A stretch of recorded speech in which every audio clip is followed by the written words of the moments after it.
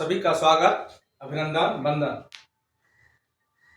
हम लोग set theory देख रहे हैं क्लास 11th का। हमने एनसीईआरटी का एक्सरसाइज 1.1 देख चुके हैं। उससे आगे का टॉपिक हम लोग अब देखते हैं। क्या है उससे आगे का टॉपिक? अगर आपसे पूछा जाए, अभी आईपीएल चल रहा है, अगर आपसे पूछा जाए कि बताइए ऐसा खिलाड़ी का नाम बताइए जो राजस्थान रॉयल में खेल रहा हो, तो आप 2-4 गो का नाम बता दीजिएगा।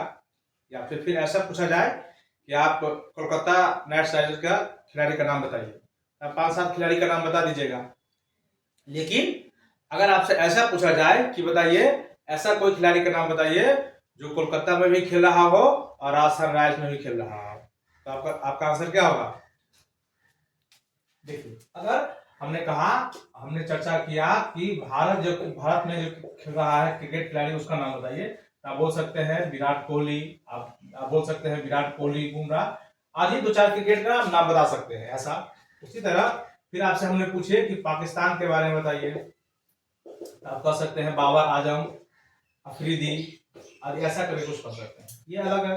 भारत में जो भारत के तरफ से जो क्रिकेट खेल रहा है, आप 5-7 नाम आसानी से बता सकते हैं।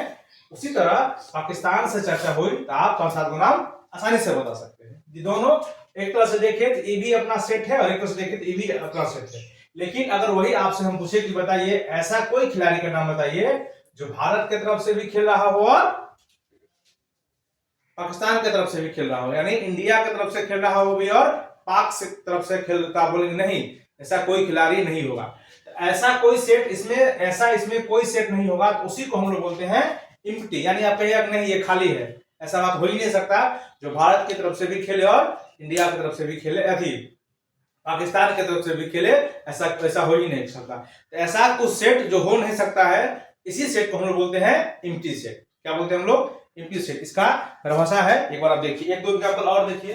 अगर आपसे कहा जाए कि जो अपना एनसीईआरटी का अगला टॉपिक है यही है इम्प्टी सेट। अभी जो हम लोग देखने जा रहे हैं इम्प्टी सेट को देखने जा रहे हैं। इम्प्टी सेट यानी खाली सेट क्या है, एक बार देखिए। इम्प्टी सेट के बारे में चर्चा कर रहा है। इम्प्टी सेट, अच्छा, इम्प्टी सेट को ही हम लोग नल सेट के भी नाम से जानते हैं, इसी को हम लोग वाइड सेट के भी नाम से जानते हैं। Empty set, null set, void set के भी बारे में हम लोग जानते हैं, इसको एक बार जानते हैं। तो देख रहे हैं इम्प्टी सेट को ही हम लोग नल सेट बोलेंगे और इसी को हम लोग वाइड सेट बोलते हैं। ठीक है, इम्प्टी देख अपने लिखने से लग रहा है इम्प्टी यानी ऐसा, यानी कैसा सेट? खाली सेट। कैसा सेट? खाली सेट। इसका डेफिनेशन दिया हुआ है आपका एनसीईआरटी बुक में। A set which does not contain, देखिए does not यानी कोई नहीं, does not contain any element यानी इसमें कोई एलिमेंट नहीं हो, कोई नहीं। ऐसा कोई सेट लीजिए जिसके अंदर कोई एलिमेंट नहीं हो, तो उसी सेट को हम लोग एम्प्टी सेट बोलते हैं। जैसे कि आपको एग्जांपल दीजिए, एक एग्जांपल और देख लीजिए। मान लीजिए कोई सेट ए है, ठीक है, और आपको कहा जाए सेट ए है कोई, ठीक है, और आपको कहा जाए क्लास 11th ऑल बॉयज, ठीक है, एक सेट है जिसमें कह रहा है क्लास 11th ऑल बॉयज। उसी तरह बी कोई सेट है, इसमें हम लोग फिर चर्चा करें क्लास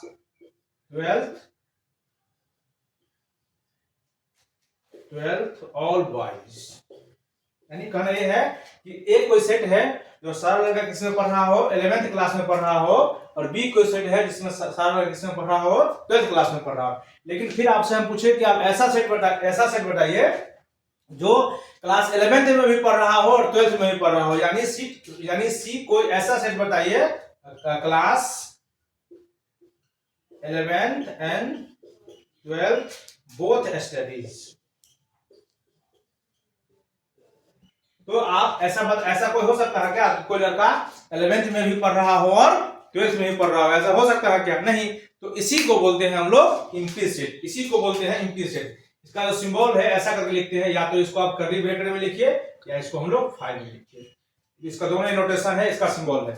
तो इम्प्टी सेट का मतलब नाम से ही स्पष्ट है, ऐसा कोई सेट जिसके अंदर कोई एलिमेंट नहीं हो, उसी सेट को हम लोग बोलते हैं इम्प्टी सेट। यानी फिर से समझिए, अगर आपसे कहा जाए कि एक कोई सेट है जो 11th क्लास में पढ़ने वाले बच्चों की संख्या है, उसी तरह बी कोई सेट है जिसमें 12th क्लास में पढ़ने वाले बच्चों की संख्या है, और सी ऐसा सेट है जो 11th में भी पढ़ता हो और 12th में भी पढ़ता हो, तो क्या ये संभव है जो 11th में भी एक ही लड़का 11th में ही पढ़ता हो और वही लड़का 12th में भी पढ़ रहा हो? क्या संभव है? क्या नहीं। तो ये एम्प्टी सेट होगा, इसके अंदर कोई एलिमेंट नहीं होगा। या फिर वही बात पूछा जाए कि ऐसा खिलाड़ी का नाम बताइए जो भारत की तरफ से भी खेल रहा हो और पाकिस्तान की तरफ से खेल रहा हो, तो आप कहेंगे नहीं, ऐसा कोई खिलाड़ी नहीं है। तो इसी को हम लोग बोलते हैं एम्प्टी सेट। आपके एनसीईआरटी में कुछ एग्जांपल दिया गया है, उस एग्जांपल के ऊपर हम आपको दिखाते हैं। एग्जांपल बहुत सुंदर एग्जांपल है। आप देखिए एनसीईआरटी का कुछ एग्जांपल क्या कह रहा है एनसीईआरटी एम्प्टी सेट के बारे में। पहला एनसीईआरटी का एग्जांपल है, एनसीईआरटी के बारे में कहा है कि नेचुरल नंबर बताना है। इसमें पहला नेचुरल नंबर, देखिए इसका पहला एग्जांपल देखिए कितना सुंदर एग्जांपल है। नेचुरल नंबर कह रहा है कोई सेट ए है x such that x और फिर कह रहा है x जो है सो बिलोंग कर रहा है 1 और 2 के बीच में, ठीक है। और x is natural number, x is natural number. यानी देखिए x कोई सेट है और कह रहा है 1 और 2 के बीच में आप प्राकृत संख्या बताइए, नेचुरल नंबर बताइए। प्राकृत संख्या आपको बताना है, अब इसको समझिए। प्राकृत संख्या बताना है किसके किसके बीच में? 1 और 2 के बीच में बताइए। आपसे पूछे कि 1 और 2 के बीच में कितनी प्राकृत संख्या है, आप क्या बताएंगे? तो आप कहेंगे अच्छा प्राकृत संख्या जानते हैं। प्राकृत संख्या क्या होता है देखिए 1 2 3 4 आगे। अब देखिए यहां से 1 2 के बीच में कितनी प्राकृत संख्या है, तो कहेंगे नहीं ये है ही नहीं। यानी जो सेट दिया हुआ है वो सेट कैसा सेट है? एम्प्टी सेट है। इसी को बोलते हैं नल, इसी को हम लोग बोलते हैं वाइड। यानी कोई ऐसा सेट जिसके अंदर कोई एलिमेंट नहीं हो, उसी सेट को हम लोग बोलते हैं एम्प्टी सेट। उसी सेट को हम लोग बोलते हैं एम्प्टी सेट। आप मेरे ख्याल से एम्प्टी सेट के बारे में समझ गए होंगे। इस बुक में कुछ और एग्जांपल भी दिया गया है। एक एग्जांपल आप और देखिए एनसीईआरटी का दूसरा एग्जांपल। दूसरा एग्जांपल क्या कहता है देखिए एक बार एनसीईआरटी बुक का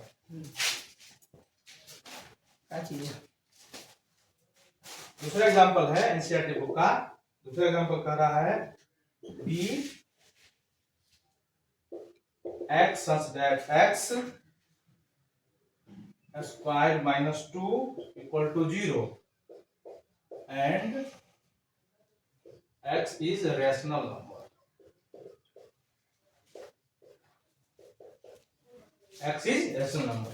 अब देख लीजिए ये एग्जांपल जो कह रहा है कि x square minus 2 equal to 0 और x is rational number. x is rational number.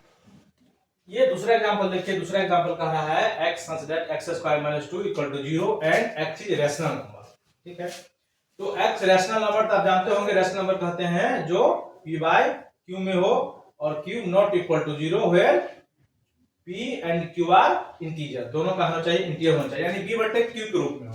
अब देखिए आप इसको सॉल्व करिए। इसको आप सॉल्व करेंगे x स्क्वायर माइनस 2 बराबर 0, यानी x स्क्वायर बराबर 2, यानी x बराबर रूट अंडर 2। अब देखिए ये रूट अंडर 2 हो रहा है। देखिए आप रूट अंडर 2, क्या आप बताइए ये जो है रैशनल है क्या? ये बताइए रैशनल है तो हम लोग बोलेंगे नॉट रैशनल। ये रैशनल नहीं है, ये रैशनल नहीं है। तो ऐसा कोई सेट, ये देखिए सेट जो बी हुआ तो रैशनल नंबर नहीं हुआ, यानी ऐसा सेट है ही नहीं जो x स्क्वायर माइनस 2 बराबर 0 और वो भी x रैशनल हो। ये इसी ऐसा ही कोई सेट, इसी सेट को हम बोलते हैं एम्प्टी सेट। यानी इस बी सेट के अंदर देखिए बी सेट के अंदर कोई एलिमेंट आया नहीं, ये खाली रहेगा, ये होगा बी। इसका आपको एक्सप्लेनेशन हम दिखाए हैं, आपके एनसीईआरटी में इसका एक्सप्लेनेशन दिया गया है। अब इसको आगे देखिए सवाल नंबर 3। इसका एनसीईआरटी का सवाल नंबर 3 के बारे में चर्चा किया है कि आप इसको बता सकते हैं ये रैशनल नंबर है कि नहीं। ये देखिए इसको एक बार परिभाषा को हम एक बार मिटा रहे हैं। आप इसका एग्जांपल देखिए एनसीईआरटी का तीसरा एग्जांपल रैशनल नंबर है या नहीं। इसका देखिए तीसरा एग्जांपल कह रहा है कि x prime number greater than 2। अब देखिए आप तो जानते हैं प्राइम नंबर के बारे में, क्या जानते हैं देखिए ये तीसरा है सी कह रहा है कोई सेट है x such that x is an even number greater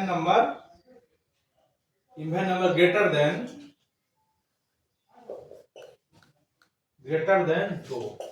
अब देखिए इस सवाल को देखिए, कह रहा है x is an even number. ठीक है, इवन नंबर यानी क्या चाहिए, सम संख्या चाहिए। ठीक है, और सम संख्या वो भी क्या, वो भी 2 से ज्यादा। कह रहा है क्या चाहिए, 2 से ज्यादा। इवन 2 से, इवन प्राइम नंबर है जी, even prime number, even prime number.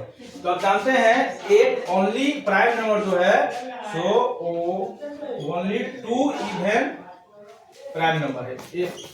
यानी जितनी भी प्राइम संख्याएं हैं वो सारा का सारा ऑड है, किसको छोड़ के, 2 के छोड़ के। केवल 2 ऐसा है जो प्राइम नंबर है इवन में, बाद में जितना सारा प्राइम नंबर है सब ऑड है, आप जानते ही होंगे। और यहाँ कह रहा है 2 से ज्यादा, तो क्या 2 से ज्यादा कोई होगा, हम लोग बोलेंगे नहीं, ये खाली होगा, ये एम्प्टी। यानी ये जो एग्जांपल है x such that x is an even prime number greater than 2, यानी कोई ऐसा प्राइम नंबर बताइए, और वो भी प्राइम नंबर कैसा, सम संख्या जो 2 से ज्यादा हो, ये नहीं होगा। यानी ये जो सेट होगा वो सेट खाली सेट होगा, ये एम्प्टी सेट होगा, ये सेट नहीं होगा, ये एम्प्टी सेट है। ठीक है, अब इसका आखिरी एग्जांपल दिया गया है आपके एनसीईआरटी में, उसको देखिए, एग्जांपल नंबर 4। एग्जांपल नंबर 4 है, कह रहा है कि x such that x square equal to 4 where x is odd। अब देखिए, आपको देखने से ही लग रहा है ऑड यानी विषम, विषम। तो देखिए इसको जब ये आप सॉल्व करेंगे, x स्क्वायर इक्वल टू 4 या x इक्वल टू √4 या x इक्वल टू +-2, बताइए ये जो आप देख रहे हैं x बराबर 2, ये क्या है, ये सम है क्या, ये ऑड है, नॉट ऑड, नॉट ऑड, ये ऑड नहीं है। तो ये क्या है, ये इवन है। ये क्या इवन है, यानी ये जो सेट देख रहे हैं आप x स्क्वायर, ये सेट जो होगा तो कौन सेट होगा, ये होगा एम्प्टी सेट, या इसको हम लोग बोलते हैं नल सेट। तो आप बहुत सारा एग्जांपल देखिए, एग्जांपल के तरीका से आपको हम समझाने का कोशिश किए हैं कि नल सेट किसको बोलते हैं। तो नल सेट ऐसा सेट को बोलते हैं जिसके अंदर कोई एलिमेंट नहीं हो, एक भी एलिमेंट नहीं हो। हाँ, इसमें एक बात आप ध्यान रखने के लिए बात है कि नल सेट में आप ऐसे भी नहीं लिख सकते। नल सेट का जो सिंबल होता है, तो आपको अभी चर्चा किए हम, या तो इसको आप ऐसे लिखेंगे या तो आप इसको ऐसे लिखेंगे। हाँ, ऐसा कोई सेट है जिसके अंदर 0 एलिमेंट है, ये नल सेट नहीं है, इसका आप ध्यान रखेंगे, क्योंकि एक इसके अंदर एक एलिमेंट है, उस एलिमेंट का नाम है 0, ये नल सेट नहीं है। नल सेट मतलब या तो ऐसे लिखा रहेगा या तो ऐसे लिखा रहेगा। तो नल सेट का कहने मतलब आप फिर से समझिए, ऐसा कोई खिलाड़ी का नाम आप बताइए जो भारत की तरफ से भी खेल रहा हो और एक ही समय में और पाकिस्तान की तरफ से खेल रहा हो, ऐसा संभव है क्या। या फिर आप ऐसा बताइए, ऐसा कोई लड़का का नाम बताइए जो 11th क्लास में भी पढ़ रहा हो और 12th क्लास में पढ़ रहा हो, ऐसा लड़का होगा नहीं। तो इसी सेट को हम लोग बोलते हैं एम्प्टी सेट, इसी सेट को हम लोग क्या बोलते हैं, एम्प्टी सेट।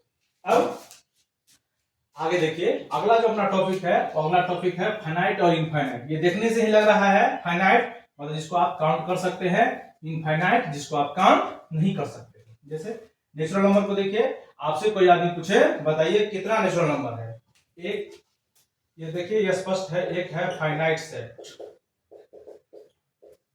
फाइनाइट सेट देखिए क्या है, फाइनाइट का मतलब होता है जिसके एलिमेंट को हम लोग क्या कर सकते हैं, काउंट कर सकते हैं। देखने से लग रहा है फाइनाइट, यानी आपसे पूछे कोई एक सेट है जिसके अंदर का एलिमेंट है 1 2 3 4 5, इसके अंदर कितना एलिमेंट है, तो आप कहिएगा इसके अंदर 5 एलिमेंट है, यानी ये काउंटेबल है, इसको हम काउंट कर सकते हैं ना, ये काउंटेबल है, ये काउंटेबल है, यानी ये फाइनाइट सेट है, इसी को बोलते हैं हम लोग फाइनाइट। अच्छा, इसी में आपसे हम पूछे कि बताइए कोई सेट बी लीजिए, इसके अंदर एलिमेंट है 1 2 3 4 डॉट डॉट डॉट। अच्छा, इसके अंदर कितना एलिमेंट है क्या आप बता सकते हैं, आप बोलेंगे नहीं, ये अनकाउंटेबल है, अनकाउंटेबल है, यानी इसी को बोलते हैं हम लोग इनफाइनाइट। ये इजी था, इसमें कोई बात नहीं है, बहुत सारी बात नहीं है। यानी ऐसा सेट जिसके अंदर के एलिमेंट को आप काउंट कर सकते हैं, जिसके अंदर के टोटल एलिमेंट को आप काउंट कर सकते हैं, उसको हम लोग बोलेंगे फाइनाइट सेट। और अगर आप काउंट नहीं कर सकते हैं तो हम लोग बोलेंगे इनफाइनाइट सेट। जैसे एक दो एग्जांपल इसका और देखिए, आप देखिए फाइनाइट सेट का और इनफाइनाइट सेट का, ये आसान है। जैसे देखिए फाइनाइट सेट कौन होगा, इनफाइनाइट सेट कौन होगा।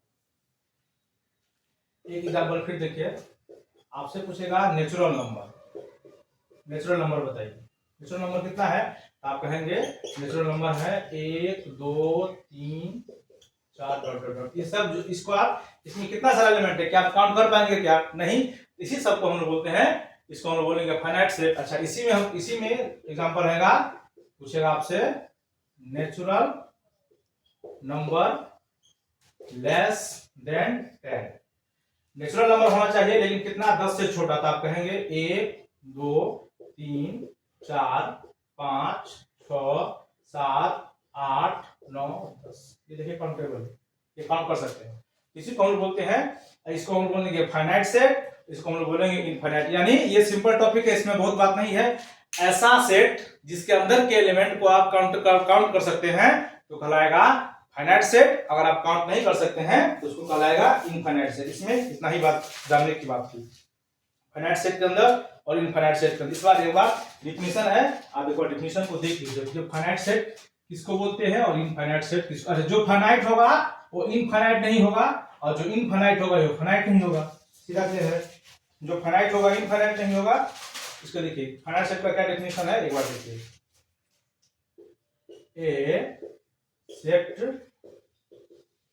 a set which is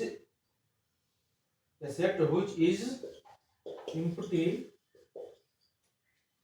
or consist of definite, इस वर्ड को ध्यान दीजिएगा, definite number of element, definite number of element is called finite, is called finite set। otherwise क्या? otherwise is called infinite। ये definition है, एक बार देख लीजिए। ये सिंपल है। कह रहा है ऐसा कोई सेट है ना, कह रहा है ए सेट व्हिच इज एम्प्टी और कंसिस्ट। एम्प्टी या तो खाली हो, देख रहे हैं आप, या फिर उसमें कुछ सारा एलिमेंट हो, है ना, लेकिन वो डिफिनिट नंबर ऑफ एलिमेंट हो। एलिमेंट जो हो डिफिनिट हो, यानी एलिमेंट फिक्स हो, एलिमेंट आगे पीछे नहीं हो। या तो 2 एलिमेंट हो या तो 4 एलिमेंट हो या तो 5। इस बात का कहने का ये मतलब है, आप कोई डी सेट लेते हैं तो डी सेट लेते हैं तो इसके अंदर एलिमेंट है, मान लीजिए ए ई आई ओ यू। अब देख रहे हैं इसके अंदर एलिमेंट डिफिनिट है, एलिमेंट फिक्स है, इसी को हम बोलते हैं फाइनाइट सेट। इसी को हम बोलेंगे फाइनाइट सेट, ठीक है। और दूसरा कोई ऐसा एलिमेंट ई ले लेते हैं, लिखते हैं आप सेट ऑफ रेशनल नंबर, लिखते हैं सेट ऑफ रेशनल नंबर, ठीक है। तो ये सेट ऑफ रेशनल नंबर के बाद इसमें कितना काउंट कर सकते हैं? आप काउंट कर सकते हैं क्या? नहीं। इसी को हम बोलते हैं इनफाइनाइट सेट, यानी फाइनाइट जिसके अंदर का एलिमेंट का हम लोग काउंट कर सकते हैं और इसके अंदर का एलिमेंट हम लोग काउंट नहीं कर सकते हैं। आपके एनसीईआरटी में कुछ एग्जांपल दिया गया है, उस एग्जांपल को एक बार देखिए। पहला एग्जांपल है एनसीईआरटी में, सप्ताह का 7 दिन, सप्ताह का 7 दिन, अब वीक का 7 दिन, तो वीक का 7 दिन आप देखने से ही कहेंगे ये फाइनाइट सेट होगा, क्योंकि सप्ताह में कितना दिन होता है? 7 दिन होता है। ये आसान है। इसका दूसरा एग्जांपल है सेट एक्स स्क्वायर। इसका देखिए, इसका दूसरा एग्जांपल है एनसीईआरटी का, वो कह रहा है इसको सॉल्व करिए, एक्स स्क्वायर माइनस 16 बराबर 0। इसको सॉल्व करेंगे तो आप जानते हैं एक्स बराबर हो जाएगा √16। तो देखिए कितना एलिमेंट आया? एक एलिमेंट है इस सेट के अंदर। कितना एलिमेंट है? एक, यानी ये फाइनाइट होगा, फाइनाइट, ये फाइनाइट सेट है। इसका तीसरा एग्जांपल है set G with the set of the all point in a line. अच्छा ठीक है, ये एग्जांपल देखिए बहुत सुंदर है, आप जानते ही होंगे। इसको फिर से देखिए, आप एक लाइन पर कितने सारे पॉइंट होते हैं क्या आप जानते हैं क्या? एक लाइन पर कितने? आप 9वां में अगर आप पढ़े होंगे तो जानते होंगे। ये मान लीजिए ए बी कोई लाइन है, इसमें कितने सारे पॉइंट है? देखिए 1 2 3 4 5, ये कितने सारे पॉइंट है? पॉइंट हम करिए, ये इनफाइनाइट पॉइंट है। आप पढ़े होंगे थ्योरम, जो एक सीधी सरल रेखा पर अनगिनत बिंदु होती है या अनगिनत बिंदु होती है। अब देख रहे हैं यही, इसमें इसको बताना संभव नहीं, इसी को बोलते हैं हम लोग इनफाइनाइट सेट, ठीक है। इनफाइनाइट सेट जो होते हैं उसको हम लोग रोस्टर फॉर्म में नहीं लिख सकते हैं। रोस्टर फॉर्म मतलब ये होगा, रोस्टर फॉर्म नहीं लिख सकते हैं। रोस्टर फॉर्म मतलब हम देख रहे हैं, जैसे देखिए a = 1 2 3 4 5 ये लिखते हैं, ये लिखे आसान में। इसी फॉर्म को बोलते हैं रोस्टर फॉर्म, आप देख रहे हैं, ठीक है, ये आसानी से लिखा गया। अच्छा, अगर हम कोई सेट ऐसा लेते हैं, कोई दूसरा सेट भी, आपको कहेंगे नेचुरल नंबर को लिखने के लिए, नेचुरल नंबर, नेचुरल नंबर, तो क्या इसमें लिख पाएंगे, डॉट डॉट होगा नहीं। फाइनाइट सेट को, जो सेट को हम लोग काउंट कर सकते हैं, उसको आप रेशो फॉर्म में लिख सकते हैं। जिसको आप काउंट नहीं कर सकते हैं, उसको हम लोग रेशो फॉर्म में नहीं लिख सकते हैं। इसमें यह बात वही है, ठीक है। इसमें एक और एग्जांपल है, उस एग्जांपल को आपको हम एक बार थोड़ी दिखाते हैं, इसके बाद एक और इस बुक में एग्जांपल है। फाइनाइट सेट और इनफाइनाइट के बारे में आप हमको लगा अच्छे से आप समझ गए होंगे। जिसके अंदर के एलिमेंट को, ये जिसके अंदर का एलिमेंट फिक्स हो उसको बोलते हैं फाइनाइट, जिसके अंदर का एलिमेंट फिक्स नहीं हो उसको हम बोलते हैं इनफाइनाइट। यानी आप ऐसा फिर समझिए कि जो क्रिकेट खेलते हैं तो क्रिकेट टीम में कितने प्लेयर होते हैं, तो 11, ये फिक्स है, इसको हम बोलेंगे फाइनाइट। लेकिन फिर वही बात आपसे पूछा जाए कि क्रिकेट के मतलब भारत में कितने सारे प्लेयर हैं, भारत में कितने सारा प्लेयर है, ये होगा इनफाइनाइट। तो कितना सारा प्लेयर है आप कह नहीं सकते, क्रिकेट का भी प्लेयर हो सकता है, फुटबॉल का भी प्लेयर हो सकता है, कौन कौन प्लेयर है क्या बताएं। तो भारत में क्रिकेट खेलने वाले जो 11 गो टीम है या 12 प्लेयर है, उनकी उसकी संख्या हम लोग काउंट कर सकते हैं। लेकिन सीधे अगर प्लेयर कर रहे हैं तो उसको हम लोग काउंट नहीं कर सकते हैं। इसमें एक और टॉपिक है, उसको आप देखिए, इक्वल सेट। इक्वल सेट आप इसको देख रहे हैं, इक्वल सेट यानी इक्वल मतलब क्या होता है, इक्वल मतलब होता है बराबर, इक्वल मतलब होता है बराबर, जानते ही हैं आप। इक्वल सेट तो देखने से ही लग रहा है, कोई एक सेट इधर ले लीजिए 1 2 3, दूसरा कोई सेट इधर ले लीजिए 3 2 1, यानी ये ए बराबर क्या है बी। और आप जानते हैं सेट में ऑर्डर इंपोर्टेंट नहीं करता है, आप इसको 1 2 3 भी लिख सकते हैं या 3 2 1 तो ये जो सेट कहलाएगा वो कहलाएगा आपका इक्वल सेट। क्या कहलाएगा, इक्वल सेट। सेट ए और सेट बी इक्वल है, यानी कोई दो सेट जिसके अंदर का एलिमेंट क्या हो, बराबर हो, एग्जैक्टली बराबर हो। एग्जैक्टली आप देख रहे हैं, क्या देखिए, इसमें सिर्फ 1 है, इसमें 2 है, इसमें 3 है, एग्जैक्टली बराबर है। इसके अंदर का जो एलिमेंट है वो क्या कर रहा है, एग्जैक्टली बराबर है। एग्जैक्टली का कहने का ये मतलब कि इससे देखिए, इसमें 1 2 3 है, इसमें 3 2 1 है, ठीक है, ये एग्जैक्टली बराबर है, ये दोनों इक्वल है। अच्छा, उसी में आप नेक्स्ट सेट देख लीजिए। अगर ऐसा कहे कि कोई सेट सी है, उसके अंदर एलिमेंट है ए बी सी, ठीक, फिर कोई डी है, उसके अंदर एलिमेंट है 1 2 3। अच्छा, गौर से देखेंगे तो इसके अंदर कितना एलिमेंट है, तो आप बोलेंगे 3 एलिमेंट है, 3 एलिमेंट है। इसके अंदर कितना एलिमेंट है, तो 3 एलिमेंट है, 3 एलिमेंट है। लेकिन ऐसा है क्या, बताइए, दोनों इक्वल है क्या, तो इसमें भी 3 है, इसमें भी 3 है, तो बताइए क्या सी इक्वल टू डी है, तो आप बोलेंगे नहीं, ये नहीं है। एग्जैक्टली का मतलब है कि यहां अगर ए है, इस समय भी कहीं ए होना चाहिए, यहां बी है, इस समय कहीं बी होना चाहिए, यहां सी है, इस समय कहीं सी होना चाहिए। जो आप यहां देख देखिए, यहां 1 है, ये वाला जो था, ये ए इक्वल टू बी था ना, देखिए इसमें 1 है, इसमें भी आपको यहाँ 1 दिख रहा होगा। ये देखिए, इसमें 2 है, तो आप यहाँ इसको 2 दिख रहा होगा, ये 3 है, तो यहाँ आपको दिख रहा होगा 3। एग्जैक्टली का मतलब यही है कि ऐसा नहीं कि 3 एलिमेंट इसमें भी है और 3 एलिमेंट इसमें भी है, आप सी डी को बराबर करेंगे, नहीं, सी डी बराबर नहीं है, उसके अंदर का जो एलिमेंट है वो एग्जैक्ट क्या होना चाहिए, बराबर होना चाहिए। तो ऐसे ही सेट को हम बोलते हैं इक्वल सेट, और ये नहीं होगा तो इसको हम बोलेंगे अनइक्वल सेट। अनइक्वल सेट, इसका डेफिनेशन है आपके बुक में दिया गया है, कोई ऐसा दो सेट जिसके अंदर का एलिमेंट क्या है, एग्जैक्टली बराबर हो, तो उसको हम लोग बोलेंगे इक्वल सेट, अदरवाइज इसको हम बोलेंगे अनइक्वल सेट। इसका डेफिनेशन है, एक बार आपको हम देखिए, इसका एग्जांपल दिखाएं हम।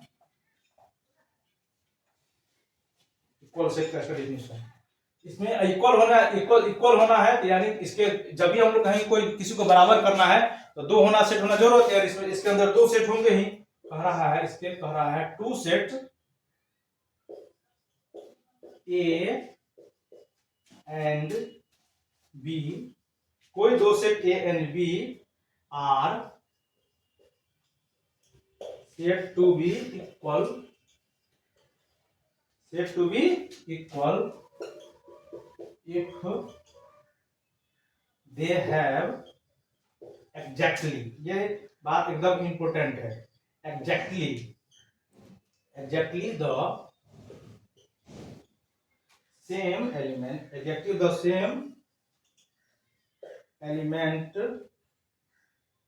Exactly the same element, full stop. देखिए two set A and B, कोई दो सेट ए एंड बी है, आप देख लीजिए इसे फिर से। ए मान लीजिए जिसके अंदर एलिमेंट है ए बी सी, ठीक है। कोई बी सेट मान लीजिए जिसके अंदर एलिमेंट है बी सी ए, ठीक है। इस सेट टू बी इक्वल, हम लोग उसको इक्वल कहेंगे कब? Exactly have same element. इस लाइन को देखिए, एग्जैक्टली हैव सेम एलिमेंट। तो अभी देख लीजिए, यहाँ देखिए ए है, यहाँ भी ए है, यहाँ देखिए बी है, यहाँ भी देखिए बी है, यहाँ सी है, तो यहाँ भी देखिए सी। यानी इस सेट को हम बोलेंगे इक्वल, इक्वल सेट, क्योंकि एग्जैक्टली सेम एलिमेंट है 1 2 3, इस मतलब ए बी सी, इसमें भी ए बी सी। ऑर्डर का इंपॉर्टेंट नहीं है, मानते ही हैं। आप चाहे तो इस सेट को बी को आप ऐसे भी लिख सकते हैं, कैसे? ए बी सी, देखिए ये पूरे क्या इक्वल है? हाँ, इसको बोलेंगे आप इक्वल सेट। अनइक्वल देखिए किसको बोलेंगे? कोई सेट डी ले लीजिए, इसके अंदर एलिमेंट है 1 2 3 4। कोई सेट ई ले लीजिए, इसके अंदर एलिमेंट है 3 4 1। अब देखिए, तो देखने से लग रहा है ये सेट, देखिए इसमें 3 है तो इसमें भी देखिए 3 है, 4 है तो इसमें देखिए 4 है, 1 है तो इसमें भी 1 है। लेकिन क्या 2 इसमें है क्या? तो ये इक्वल तो है, मतलब इक्वल है, लेकिन पूरा इक्वल है क्या? नहीं ना। तो ये जो सेट हो जाएगा, आप इसको लिख सकते हैं डी नॉट इक्वल टू ई। जो इक्वल नहीं होगा उसी को हम लोग बोलते हैं अनइक्वल सेट। तो इस वीडियो में हमने 2-3 परिभाषा देखने का प्रयास किया। अब हम लोग अगला वीडियो, नेक्स्ट जो वीडियो देखेंगे उसमें हम लोग एग्जाम्पल के बारे में चर्चा करेंगे, और एग्जाम्पल के बाद इसका हम लोग सोल्यूशन करेंगे। Thank you.